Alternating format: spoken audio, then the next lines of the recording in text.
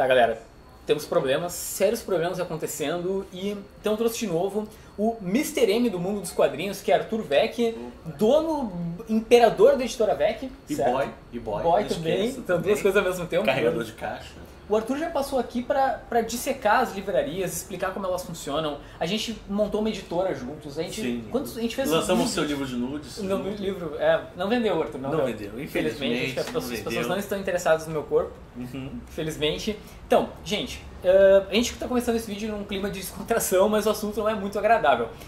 Antes de partir para assuntos de crise e problemas, e Saraiva, etc., a CCXP tá chegando, então a gente tem que comentar os lançamentos da editora Weck, porque, Arthur, tu tem coisas muito boas para ver.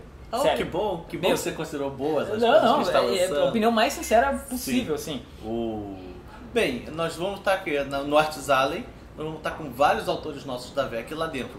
Sendo que, para quem não sabe, a Weck publica muitos autores nacionais de quadrinhos. Então nós vamos estar com o Rainer Peter do Quem Matou o Cacheta. Eu já comentei aqui o lançamento do FIC. Quem Matou o Cacheta é excelente, é um sucesso online também.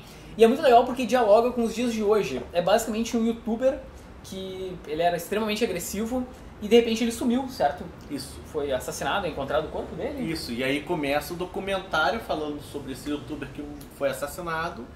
E a partir daí a história se desdobra. Outro que vocês vão lançar é o Le Chevalier nas Montanhas da Loucura.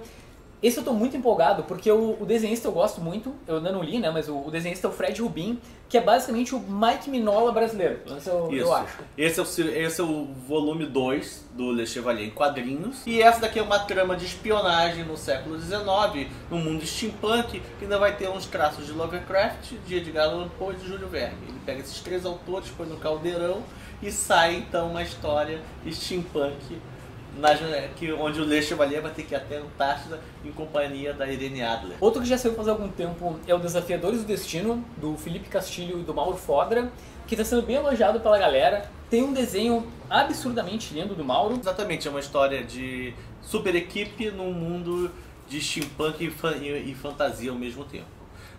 Vão estar os três autores lá, o Felipe Castilho, o Mauro Fodra e a colorista Mariane Guzmão, vão estar em mesas no Artisado. Fora isso, vocês têm um lançamento do Felipe Canho com o desenho do Brão, que é um desenhista absurdo, que é... Adágio.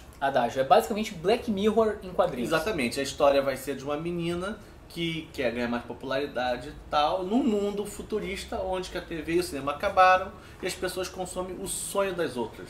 Você tem um mecanismo que você pode transmitir seus sonhos e outras pessoas podem receber e consumir aquilo como narrativas, né? E ela, por algum motivo, ela consegue ter sonhos lúcidos, assim, controlar melhor os sonhos dela, e ela tem pesadelos lúcidos. Então ela inaugura uma nova categoria dentro desses sonhos que as pessoas podem assistir, que é os sonhos de terror. E com isso a popularidade dela vai para o espaço, né? Ela cresce, só que depois sabe que as coisas nem sempre são como Mil Maravilhas. E fora isso tem o Justiça Sideral. O Justiça Sideral é um mundo futurista, mais space opera, tipo, se você sabe aqueles mundos tipo do Star Wars, quando você chega num planeta que tem carro voador, que tem... Então é um mundo assim, onde você tem duas detetives que vão resolver um mistério nesse mundo. Então é um desenho muito bonito do Neto Dias e roteiros do David Manes. E temos nosso último lançamento, que é o Silas, do Rafa Pinheiro, que não é o spin-off de Salto, só que esse não vai estar na Artisala. O Rafa Pinheiro ele vai estar no stand da Print. Ele vai ser o embaixador da Print dentro da CCXP, então ele não vai estar no Artisala, junto com os outros autores, ele vai estar de rei do stand da Print, de embaixador. E falaram que vai ter um Silas em tamanho real, tamanho para você tirar foto. Parabéns, Arthur, parabéns. Está tentando, né? Está tentando movimentar esse mercado nacional de quadrinhos, ainda mais quando a gente só ouve notícias tão devastadoras desse mercado, que é o nosso segundo tema do dia aqui no vídeo. Então, a gente vai começar esse vídeo te atualizando da situação de duas distribuidoras, lojas, que é a Livraria Cultura e a Saraiva. Eu já fiz um vídeo comentando a situação da Livraria Cultura, mas com o Arthur aqui fica muito melhor, porque ele entende. Tá, vamos lá então. A Cultura pediu recuperação judicial. O que acontece quando ela faz isso? Ela tem uma carência de 6 meses para pagar as suas dívidas, ou seja, todo mundo que devia para ela, inclusive que é acreedor dela, inclusive a VEC, por exemplo, não vai receber nos próximos 6 meses, e ela tem que aprovar com os credores um plano de recuperação judicial. Ou seja, ela vai dizer como ela vai pagar a dívida, de que maneira ela vai pagar essa dívida dela, e os credores têm que aceitar ou não esse plano. Se não aceitarem, é decretada a falência da cultura. É bem provável que os credores vão aceitar o plano de recuperação judicial da cultura. Há pouco tempo, uma grande distribuidora de livros, a Bookpart, também está em recuperação judicial. Então, assim, é um mecanismo que está sendo usado. Mas a La Selva, que era uma rede que existia dentro dos aeroportos de São Paulo, estava em recuperação judicial, não cumpriu o acordo e o juiz decretou a falência dela. Quando ocorre a falência, o que acontece com as editoras? O que vai acontecer com as editoras se a cultura falir? Não recebe, ponto. Assim, a cultura antes vai pagar os créditos trabalhistas. Depois, funcionários. Os funcionários. Depois o que tem garantia real, que normalmente são as dívidas com os bancos. Depois, se sobrar alguma coisa, aí paga-se os credores. E o problema é que não há patrimônio nelas. Por exemplo, se a livraria Cultura quebra, elas têm o quê? É o estoque e deu. Porque os pontos são alugados. Isso. Não tem algo que tu possa vender para dar dinheiro para as editoras. Só o próprio livro. Porque pensa assim, nós, leitores de quadrinhos, temos que nos preocupar muito com as editoras, porque é o principal. Não adianta ter livraria e não ter editora. Enfim, as editoras precisam publicar para a livraria vender. Então o que mais me assusta são as editoras quebrarem, num primeiro momento. Assim. Sim. E o que a Saraiva tentou recentemente, só atualizando a situação dessa livraria? Ela tentou um acordo com seus credores, Panini, enfim, todas as editoras. A VEC incluída nisso? Não? Não, porque eu vendia via distribuidor. Então, meus distribuidores são credores dela. Então, a Saraiva tentou uma recuperação, apresentar um plano para os seus credores, só que esse plano era absurdo, inclusive deixou eles ofendidos, porque eram quantos anos para pagar a dívida? 10 anos para pagar a dívida. 10 anos para pagar a dívida atual, ou seja, as editoras estão lá... Com deságio de 50%, uma coisa assim, e tinha que continuar fornecendo. Porque pensem só, as editoras nesse momento, elas pararam de enviar livro para a Saraiva. A Saraiva não tem livro novo, talvez algumas editoras ainda enviem, mas pelo menos quadrinhos... Eu não vejo mais quase Panini e as outras editoras simplesmente eu não vejo. Então isso é um problema, porque, por exemplo, tá rolando Black Friday agora... O que tu vai comprar na Saraiva? Vai comprar as coisas antigas, que talvez muita gente já tenha ou não é tão interessante. Então a situação cada vez se complica mais. A grande questão é o seguinte, quando a Saraiva parou de pagar os seus credores, ela disse assim, depois das eleições vão voltar a pagar, e os primeiros que vão receber são aqueles que estavam nos fornecendo. Então grandes editoras, inclusive, continuaram fornecendo para a Saraiva. A Panini continua? Porque com esperança de agora estar recebendo esse dinheiro. Então, a maioria das editoras agora está se dando conta que não vai acontecer. Que não vai receber. Só que aí eles já estão com mais 6 meses de fornecimento sem receber para a Saraiva. E isso pode ser um grande complicador para essas editoras no momento que elas vão ter que realizar de que não vão receber isso, ou vão ter que receber depois de uma recuperação judicial, com muito atraso, ou seja, só para 2020. Então pensa na situação, vamos pegar um exemplo, uma editora, querendo ou não, pequena, editora, não tão pequena, mas pequena dentro de um cenário das grandes editoras, Editora Mino, que é uma editora que a gente gosta muito, é ótima, eles têm uma curadoria muito boa, tem um estilo Mino, enfim, e são pessoas que têm capacidade de se reinventar nessa crise. Eles lançaram Gideon Falls e gerou uma polêmica absurda, porque o preço de capa era 80 ou 90 reais, acho que 80, só que o importado recém saiu e custa 30 e alguma coisa, ou seja, quase 3 vezes o preço do nacional em relação ao importado. Por que isso ocorre? Porque tá complicado. Tá complicado. Imagina o seguinte, você faz uma programação imaginando que e o teu preço foi feito para você rodar às vezes 3 mil livros. Então a Cultura Saraiva e a FENAC representavam 50% do mercado. Se elas saem e esse povo não passa a comprar em outros canais, ou seja, os outros canais não absorvem esse 50% do mercado, que é o que está acontecendo, porque estamos num mundo de crise, então se você não acha mais livraria, o seu livro na Saraiva da esquina, você acaba fazendo outra coisa. Netflix. Eu no Netflix. E não indo na Amazon comprar o livro. Todo mundo está tendo que rodar menos livros. Se eu perdi 50% dos meus clientes que compravam não estão comprando mais, eu não posso mandar meus livros, minha tiragem tem que ser menor. Então, é assim, fica muito complicado. Imagina então, inclusive, que a Mino, que é um livro A Image, né? Da Image, Guidon Falls é da Image. A Image é uma editora chata para negociar os direitos. Normalmente ela pede muito, um advance alto. Ou seja, imagina, a mina deve ter gasto bastante dinheiro antecipado para comprar o quadrinho, para traduzir o quadrinho. E de uma hora para outra, o mercado, o principal cliente dele, não está mais pagando.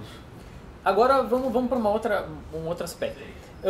Tá, ok. Vamos supor, num cenário onde a Livraria Cultura e a Saraiva quebrem, que era os 50% do mercado livreiro. O que vai voltar? Vão voltar as livrarias pequenas, que a princípio a Saraiva e a Cultura engoliram há alguns anos atrás.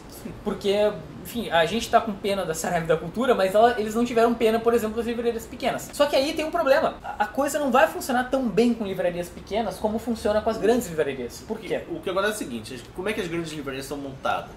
Elas têm os livros de Giroá, que vão dar realmente o lucro delas.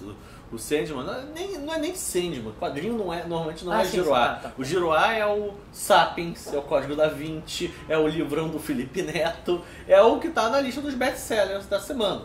Aqueles são os livros de Giroá, são aqueles que estão rodando muito. O quadrinho não é Giroá, o quadrinho representa 2% do mercado livreiro. Então não é... Não, beleza, tá tentando mencionar com quadrinho. Mas mesmo assim, você seria, se fosse Giroá, seria o Homem-Aranha. Tá. Homem-Aranha. Ou seja, o quadrinho que tem muitos fãs, que todo mundo compra, que iria até a livraria comprar e etc. Então essas livrarias grandes, elas têm os de Giroá, mas tinham espaço para ter os outros livros de autores nacionais, quadrinhos nacionais, ter um material que não roda tão rápido, mas é legal. No momento que eu tenho agora lojas menores, né, não tenho mega stores de livros, eu tenho lojas menores, as lojas menores não vão ter espaço. E pensa assim, uma editora como a VEC, sim, não é muito fácil o Arthur, por exemplo, juntar um monte de quadrinho e enviar para uma editora de... Uma livraria em Manaus. Manaus. É longe, vai custar o frete alto, e esse frete não vai compensar o lucro, né? O lucro não vai compensar o frete. Então, pensa como é difícil. Uma grande livraria como a Saraiva, ela consegue absorver, ele consegue distribuir esses itens para todo o Brasil com facilidade. Com uma livraria pequena, o frete, correio, enfim, não viabiliza. E fora isso, tem outro detalhe. Quando uma editora, por exemplo, nós vendíamos para a Saraiva que tinha 100 lojas, a gente mandava para um CD da Saraiva, em São Paulo, e depois disso, a Saraiva ia pegar um pouquinho de livro nosso e ia juntar num pacotão gigantão de todos os livros que foram lançados no mercado e ia mandar para sua loja em Manaus. Então, na verdade, o frete dela, proporcionalmente, é muito pequeno pro nosso livro. Sim. Internamente. Então, o desconto que a gente dava para ela compensava ela fazer isso. E ela também administrava a sua rede de 100 lojas. Agora, imagina que se eu tivesse administrar 100 lojas por todo o país, 100 livrarias, mandando frete, aí eu não vou poder fazer um pacotão de todo o mercado, vou mandar só o meu da editora. Sim. E aí com isso, o frete, por exemplo, Porto Alegre e Manaus, vai custar às vezes mais do que o desconto que a livraria vai ter. Não vale a pena. Nem para mim, nem para a livraria ter o meu livro lá. Então assim, o mercado todo se complica. Eu brinquei, outro dia eu estava conversando, falando para a pessoa que parece que é como se fosse aquela do Império Romano. Você tinha tudo estruturado, aquelas ruas, aquelas avenidas romanas, o Império Romano mandando em todo mundo. Quando ele cai, todo mundo se encastela, né? Viram feudos, todo mundo tentando sobreviver na sua região, tudo ficou mais perigoso, mais difícil. A esperança é a Amazon. É a Amazon absorver, como tu falou, né? Essa galera. A grande questão, na minha opinião, é o seguinte: então vai ter que ter uma mudança de costume das pessoas. Porque hoje a Amazon não corresponde, a Saraiva já não está mais recebendo, a Cultura também não está mais recebendo livros novos, mas a Amazon proporcionalmente não aumentou para 50% da fatia do mercado. Ou seja, tem algumas pessoas que se chegam na livraria ou na banca e não encontram o quadrinho que quer, simplesmente compra outra coisa, vão comprar um lanche no fast food em vez de comprar quadrinho, sabe? Ou vão assistir um filme no Netflix e não vão comprar o quadrinho. Então, não é uma troca perfeita. Arthur, para finalizar, primeiro todo obrigado, um belo conhecimento passado. Detalhe importante.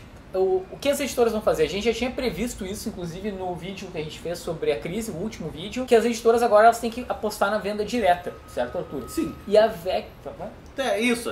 Em princípio a gente está vendo a Aleph fazendo o Catarse do 2001, testando esse caminho do Catarse. Você vê a Mitos chegou a abrir loja em São Paulo. A Mitos também está com Catarse de um quadrinho do Manara. Ou seja, então, eu já vi tem uma editora, amiga nossa, que é Estronho, que é do Paraná, ela fica em Curitiba, e que ela anunciou esses dias que não ia mais vender por livraria, só em marketplaces e no site dela.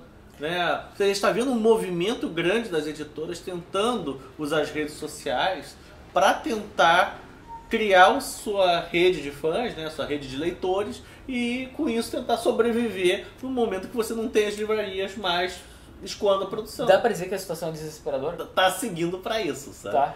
Tá seguindo para isso. E eu imagino que nós vamos ter um ano de 2019 muito complicado. Porque antes a gente tinha expectativa de que essas grandes redes conseguissem se recuperar. E eu não tô vendo mais essa expectativa nos players. Acho que vai ser um ano complicado, com pouco dinheiro, pouco menos lançamentos. Quem lançava 5 vai lançar 1. Isso também vai encarecer, porque os custos vão ter que ser colocados todos nesse produto que vai estar com uma tiragem menor, sabe? Produtos que não tem uma possibilidade de venda tão grande, por exemplo, vão ter que ser adiados. Ou seja, aquilo que não for, que você achar que não vai conseguir rodar tão rápido, vender tão rápido, você talvez tenha que adiar, porque os volumes estão menores de vendas. Ou seja, eu acredito que vai ser um ano, até tudo se estabilizar novamente, a gente sair com um novo modelo desse mercado livreiro, eu acho que nós vamos ter um ano ainda de muita dificuldade de acomodação. O que tu aconselha, Arthur, nós leitores, o que nós temos que fazer nesse momento de dificuldade? Nesse momento, cara, assim, eu não vou dizer pra ninguém comprar mais caro do que da promoção dos Black Friday da Amazon correr pra loja. Mas de uma maneira geral, prestigia a livraria do bairro, prestigia as editoras, corre atrás dos lançamentos das editoras, tenta se informar, se cadastra, por exemplo, no Instagram da VEC, no Facebook da VEC, da Mino, apoia as iniciativas que eles estão fazendo.